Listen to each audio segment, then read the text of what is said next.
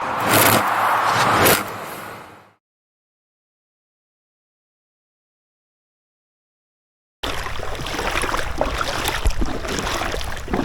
good morning mga master.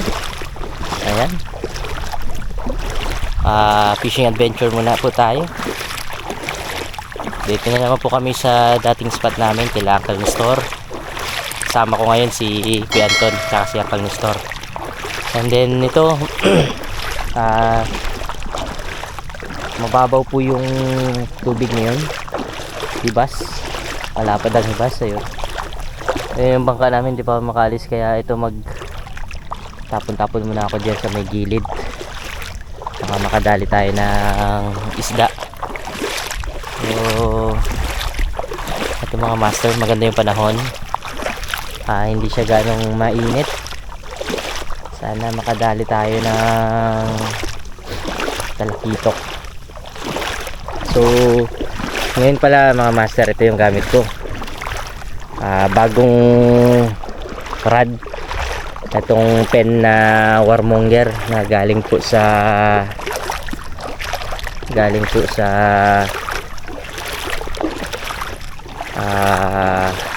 Good Catch.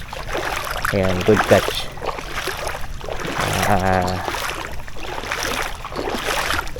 Fishing body, Manila. Ayan. So papakita ko rin po sa inyo kung yung video nakaraan na galing po ako sa Manila. Ito yung binili ko, yung pen pang popping talaga. Ayan o, warmonger popping. So 7 feet and 4 inches. So PE 224, 40 to 80 grams yung kaya. Then 6 kilogram lang yung pwedeng i-drag or ano niya. So pang light lang talaga na pang popping. So yun mga master, try ko dito banda malapit. Yan, buhangin naman yan dyan. May mga isda. So yun mga master, update na lang mamaya. Fishing Buddy Manila mga buddy, mga kapisyon. Yan, okay.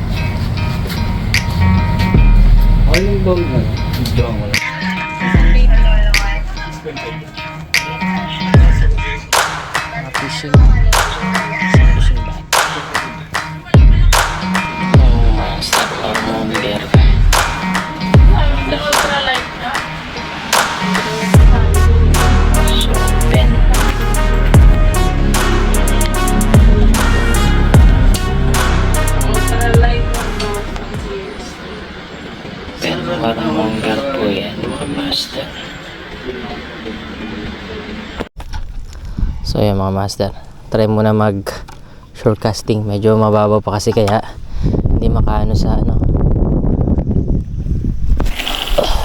sa bangka. So popper ang gamit ko mga master.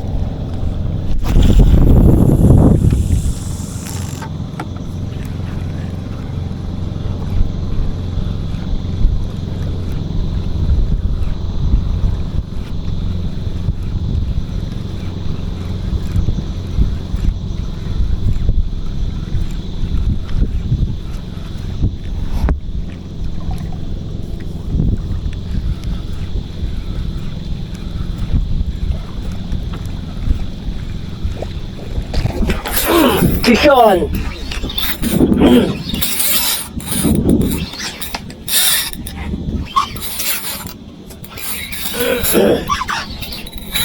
Action! Biglang nalobat yung ating camera mga master, kaya naputol po yung video. Eto, nasa bangka na po, naiahon ko na po yung isdang talakitok.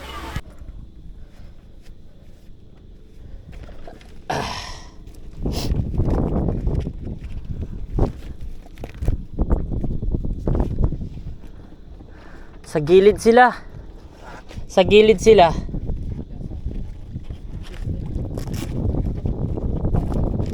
Sa may gilid sila, Kuya John. Ay, Kuya Anton. Dumadali pa rin pala.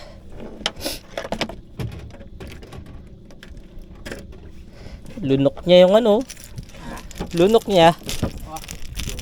Oh.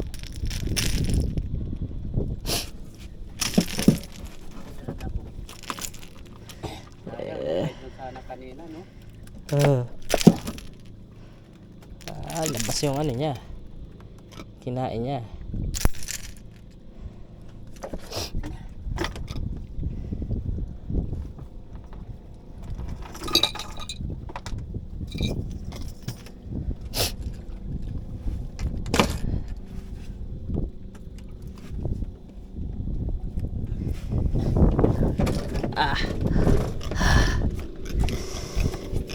Sabi 1 kilo. Dali rin. Putok yung ano eh. Tubig eh. Putok ang tubig.